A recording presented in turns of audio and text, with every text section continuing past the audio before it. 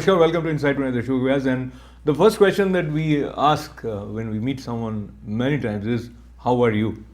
And without bothering to hear them with full attention, we just assume that they are saying, I'm fine, thank you. And that's how it happens most of the time. But when people say, I'm fine, are they really fine? When you respond to somebody saying that I'm fine, are you really fine? That is the question which takes us to yoga or yoga today. And there is another dimension of yoga in addition to asana and pranayam, which is related to self-enquiry. Yes, we are encouraged to ask questions, and the famous Srimad Bhagavad Gita is also in the form of question and answer between Lord Krishna and Arjuna. So we have not shied away from facing life with tough questions, and how we incorporate that in our day-to-day lives becomes more and more important, because we live in the age when you could be disturbed by your mobile phone if it is not turned off in the right way. So apologies, and let me take this opportunity of welcoming my guest today. And first I once again welcome author of this book called Home at Last.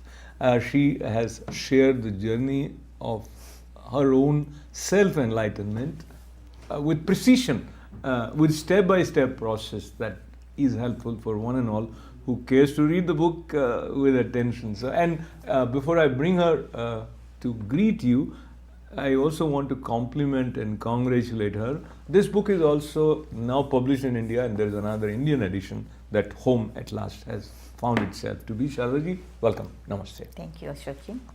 Thank you for joining us. And I also have the pleasure of welcoming someone who is now, if I say, full-time devoted to self-enquiry, and he has served in the field of technology for over 17 years in America.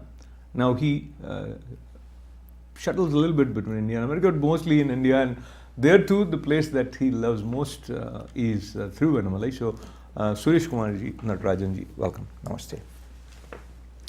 Let me begin with you, Sureshji. What made you go back to India after your forte and doing so well in the field of technology here? See, I think this question is a very important one, because this is what starts a journey for many of us. When I was very successful, having a good career, everything that the so-called American dream is all about, I realized that it's still somehow feeling empty, and there is something that's lacking in this, and there is always a sense of not being fulfilled, and lot of seemingly unnecessary suffering that comes up because of all these expectations and all of that. So I wanted to explore what is it that that is there that one can actually derive fulfillment from, satisfaction from. And of course, this is what all religions talk about. This is what especially Indian religions talk about, and other religions too. So I turned to the traditional books. I read the Bhagavad Gita. I read many other books, and it was all fascinating. But I found that they were all, to me, conceptual. I mean, I was reading them, I was intellectually understanding them, but it was still not changing the way I am living. So this bridge, or this gulf rather, between what one understands. I interrupt you, but yeah. I'll come back to you, and I'm sorry, my apologies, but I'm tempted to connect you here with a lot of people who feel the same way, but then they also have the other side. One, I mean, with due respect to you and me, we don't have the courage to take such a drastic step that you change your life totally and you go back to India, or you tell yourself, no, I'm going to be in the pursuit of myself.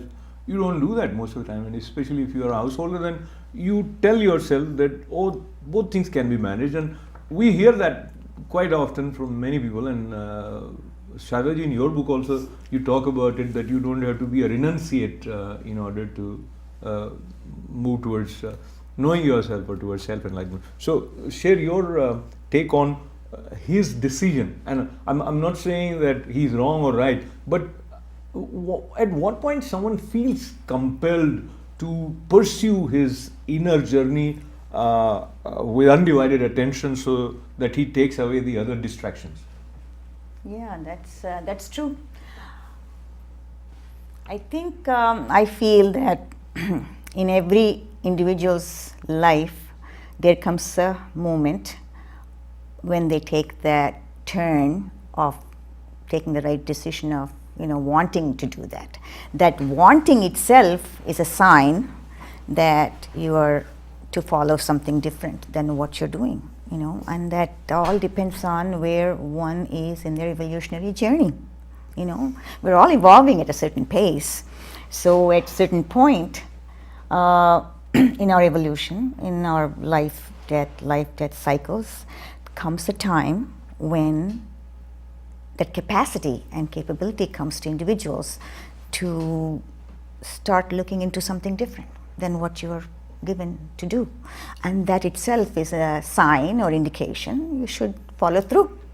Perhaps that's what Suresh was doing. So, Sureshji, I appreciate you agreed to come to the show, and don't think that I'm putting you on the spot. But talk to me a little bit about last 3 years, how different that has been in terms of your understanding about yourself as compared to earlier while you were here working in the technology field, and also parallel to it you were studying spiritual books and contemplating. See, I think this whole question of whether one can do this while working or not, I think there is no one answer to this. Everybody has their own journey, their own thing. In my particular case, I could afford to take this kind of a break, and I felt that this is the most important thing I needed to do. And it has certainly afforded me the time and the space and the energy necessary to pursue this with all my, with the intensity that's necessary. Because what happens is, if you're especially in the tech world and in many other professions, a lot of your time and energy is demanded, and it leaves you with very little to dedicate to something. If it's a hobby, if it's some kind of a side interest, it's a different thing. But if it becomes a burning question as to what am I doing here, what is the point of all of this, then one cannot put it away if you are really sincere to your own questioning. And if one can afford to do that, which I am fortunate to have been able to afford to take such a break, then it definitely provides the time and the space necessary, and it has made a big difference. Because being able to spend time in India, especially in places like Tiruvannamalai, and be able to dive into this inquiry is something that I'm very fortunate to have gone through, and it reveals a lot of things about yourself that you assume to be. And that's the fundamental question. That's where your topic comes in, of yoga and self-inquiry. What is yoga and what is self-inquiry? Are they two different things? These are the questions we need to explore. Absolutely, and let us explore them right away with the help of Sardaji also. And we want to move towards stillness of mind. Many times we are disturbed because we have explosion of thoughts one after another, and we feel stressed out, we have anxiety. And allow me to share what you must have also read in today's newspaper. A spiritual leader known as Bayuji Maharaj, who was 50 only, and we read in the newspapers that many important leaders, including chief ministers and some very well-known film artists, used to visit him. Not necessarily that they were his disciples, but they were going there with some sense of appreciation of his spiritual knowledge. But he shot himself today at the age 50. It is horrible. And so that brings me to another question to you, Sardaji. When you have talked about a journey towards higher consciousness and you talked about enlightenment, so is it possible that at one point you feel that, oh, I got it, and then it goes away?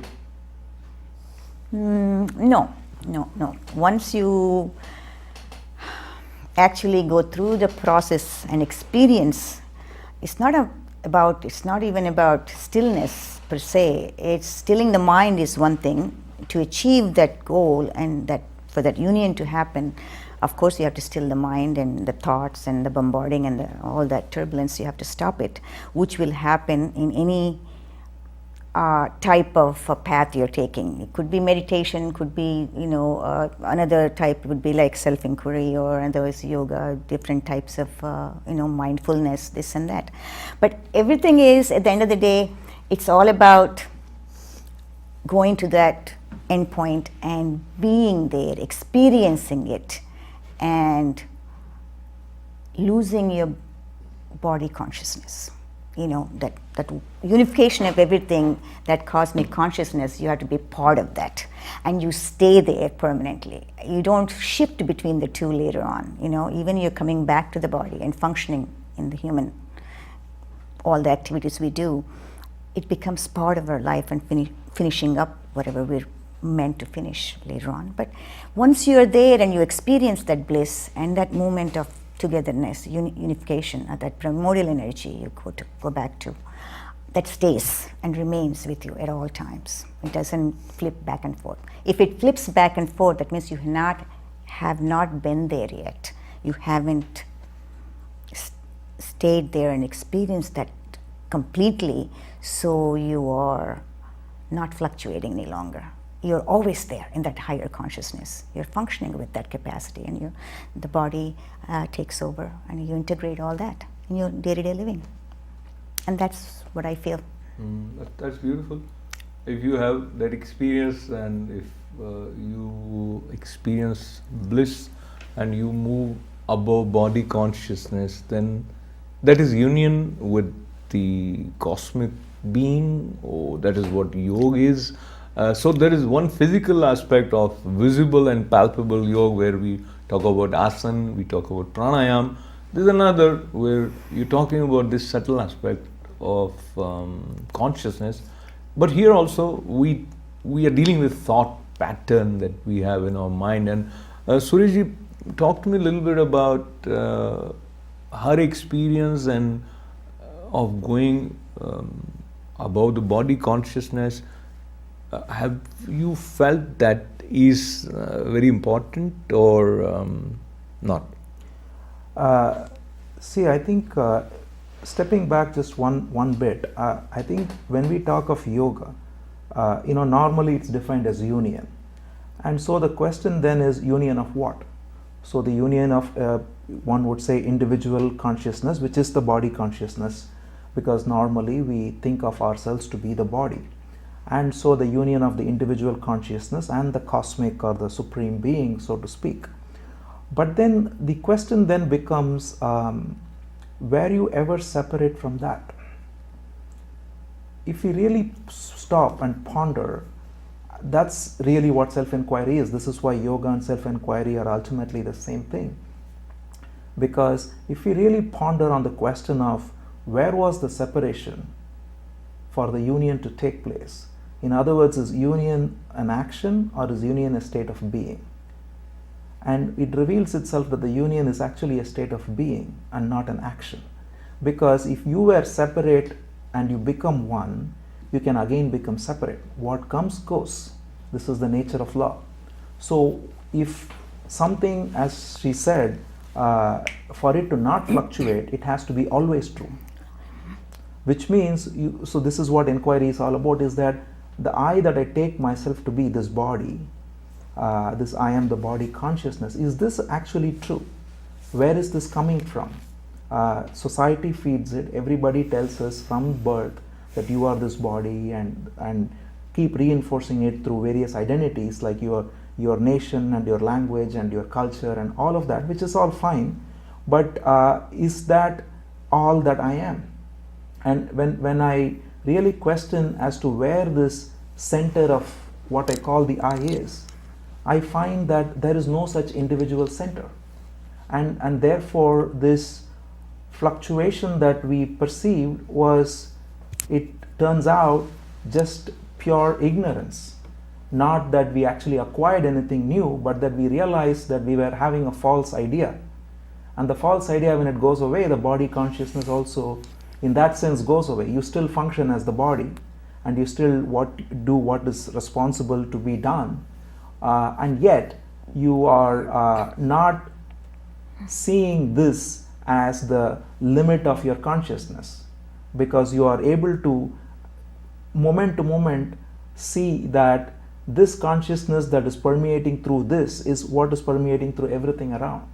And when that becomes not an intellectual concept, but something that we actually perceive through inquiry, and one can also perceive the same thing through surrender, which is the other thing we should probably touch upon, because inquiry might sound to some people like a very intellectual process, but it's not, because it truly leads to the heart, and it truly leads to surrender. When you realize that I am not in charge at all, there is no me in the first place. What's in charge is whatever you call as the cosmic being or God or whatever term we want to use. And that being is in power all the time. And so that brings about a surrender and a feeling of true love. Not the kind of love where there is any sentiment involved or any expectation involved, but just accepting everything as is. Beautiful. I'm so fortunate today to be joined by Suresh ji and Sharada ji, and they speak from their own experience. And some of these thoughts or ideas or concepts we have intellectually processed and probably heard many times, but when it comes from someone who has experienced it and who is living it moment to moment, that makes a different kind of impact. Sharada ji, he mentioned about union or state of being, and he said that that doesn't come and doesn't go, it is always is. So indeed that is the reference to something which is beyond, which is not limited to body, but we operate with body. And he also talked about surrender. So tell me a little bit about how to understand it. So let me give another side of it. Is you have come here, so it is your body and your mind, and I'm speaking, I'm making use of my body, so I'm conscious of my body and how to make use of this body. So how would you find the harmony between these two ideas, and will it be practical and sane? I mean, if one is lost, or about this space, tell me something. Well, the way I see it is, this body, what we call, is just condensed energy. That's all it is, really, in reality. It's not really matter. It's just a matter. It's just condensed form of energy. You know, it functions as an instrument for us to move around and do our day-to-day living. So it's the consciousness that we're talking about. That awakened energy that's within us, and it takes you to union with the cosmic consciousness. Which was abstracted with that egoic consciousness that we have developed over time. So it's a matter of removing that ego consciousness and, finally tapping into who you are, really, yourself, your true nature of being. It's all about that. So once you first tap into that and still the mind, and you'll attain that self, so-called, the true nature of yourself, and removing that ego, then you're already halfway home, and you're uniting that self within you, the source that we all belong to. And that's what happens when you really are so-called enlightenment or self-realization, when we call all these terms. It's a matter of reuniting or re-establishing our connection with the source again. That's all it is all about, which we have forgotten over time. So by removing that thing that we have accumulated, which you can call it ego consciousness, layers and layers of things over the many cycles. I won't call it reincarnations. I call it cycles of life, death, millions of them. We don't even know how many times we have been through that. Until you realize that and you get rid of that layers and layers which has accumulated within you, and finally reunite and reestablish your connection with the source, then you're functioning with that totality of oneness, and you function with your utmost capacity and your full potential, and you still function and finish off your things you need to do before you, but there's no more life beyond that. After that, you don't have to come back, embody again, or imprisonment of this so-called body and living again stops, because you have realized who you belong to, and you have connected back to the source.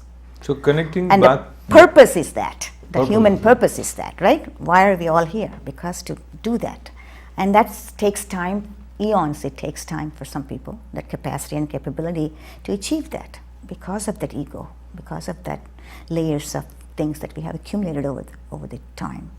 So she looks at purpose of life to connect back to the source from where we came. Is that right? Yeah, where we originally come from. And many times we feel that all these ideas are good for people who are comfortable financially. They don't have to take care of any responsibility. But for me, I mean, I'm just saying, for me, many people would think most important thing is that I put a certain amount of food on the table for my family, for myself, and they think that anything beyond that is luxury. Now, Suresh, talk to me a little bit about this. So, purpose of life, taking care of needs, that's how most of the time we think, and we keep on creating more needs, and then we take care of mortgage, take care of the loans and all that, and that's what we think the life is. Do you see we are making any mistake from the point of view of yoga? No. I think, see, first of all, we have to be very clear about what are our needs and what are our wants, because they are very different. I think it's very essential for a body, whether it's an animal or a human or even a plant, to get the necessary food, and in our case, some clothing and shelter. And then there are some basic things that one is used to, and one gets it. I think there is no clear cut definition of what is really need and what is want, but one has to figure out for oneself, am I complicating my life more and more? Because what happens normally is that we don't like simplicity. We want to complicate things, so we add more wants, and then we put more pressure on ourselves, telling ourselves that these are needs. Then we work hard to meet those wants, and then it spawns more wants and more wants. So it's very important to figure out, fundamentally the question to ask is, am I giving my fullest to each moment I'm living? Am I living at my full peak capacity? Am I peaceful? Am I disturbed, or am I actually content? I think these are very important things, because if I am disturbed, if I am not at peace, I am going to cause violence in one form or the other. It may be violence through thought, word, or action, and the violence can be limited to my family or bigger, depending on my power of influence. So as long as one is very serious about making sure that I am actually at peace, and therefore I'm able to create peace in my surroundings, and whatever it takes for me to explore that. Why am I not at peace? I think if this is a question that's burning in me, then I think it leads you directly into this inquiry, because one cannot find this outside. Absolutely. So you said it so beautifully. If you are at peace, then only you can share peace. And as we move towards this last minute of our conversation, it just passed like that. Sardaji, earlier he was mentioning that once you have surrendered, you have nothing but love for everyone. Have you experienced that? And when that happens, then does it change the way you connect with people? Good question. Yeah. It's not about, in other words, you're saying, do I love everybody the same way? Well, what it is more, I would say, it's an understanding you gain after knowing and being there, that every one of us has the same substance in us. Everything is equal. There's no difference between you and me, or him and me, or anybody else. The actual ingredient is the same thing. So I guess you will treat others accordingly that you would treat yourself, you know. Absolutely. That's how I feel right now. You know, I have no difference between, you know, color, religion, this, that, all these issues. I will talk to an hour with my gardener if I feel like it, and I will talk to somebody, a president of the United States, the same way. Absolutely. And I don't have any kind of a anything different. Absolutely. So between this the humans. conversation is actually about self-enquiry, and self-enquiry is a continuous process, and that continues till you have arrived where you would only know you should have arrived to that level of consciousness, which sometimes we say a higher level of consciousness, or we say that consciousness which lets you connect with everyone with love and a sense of deep understanding of something beyond that which is visible. Yoga is not just asana and pranayam, it is also related to self-enquiry, and self-enquiry in a structured way, guided by those who are realized. That is also a part of the flow of yoga. I appreciate Sureshji for coming to our studio and sharing your journey, and Sardaji, thank you very much. Thank you. With lots of good wishes to both of them and to all of you. This is Ashok Vyas.